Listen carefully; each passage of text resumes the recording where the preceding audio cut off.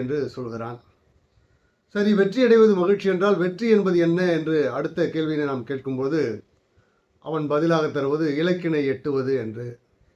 சரி, இலக்கினை எட்டியவுடன், வெற்றியை அடைந்தவுடன் உனக்கு மகிழ்ச்சி வருகிறதா, அந்த மகிழ்ச்சி நிலைக்கிறதா என்று கேட்டால் இல்லை என்பதுதான் பதிலாக இருக்கிறது. ஏனென்றால் அந்த வெற்றி, அந்த இலக்கை அடைந்தவுடன் அடுத்த வெற்றி, அடுத்த இலக்கு என்று மனம் துடித்து கொண்டே இருக்கிற அந்த நிலையில் அமைதி என்கிற அந்த நிலையை அடையாமலே மனிதன் மரித்து போகிற சூழ்நிலை ஏற்கிறது என்கிற நிலையில்தான் அருள் தந்தை அவர்கள் அமைதி அடைவோம் என்று கூறுகிறார்கள். எப்படி அமைதி அடைவது என்றால், மனிதன் தன்னுடைய புலன்கள் மூலம் அனுபவித்து கொண்டிருக்கிற அந்த அனுபவங்கள் எல்லாம் தொடர்ந்து அவனுக்கு நிலைத்த மகிழ்ச்சியை தரவில்லை என்பதனால் நிலைத்த மகிழ்ச்சி எங்கே என்று ஆராய வேண்டும். அது எப்படி ஆராய வேண்டும் என்று சொன்னால், இந்த இலக்கு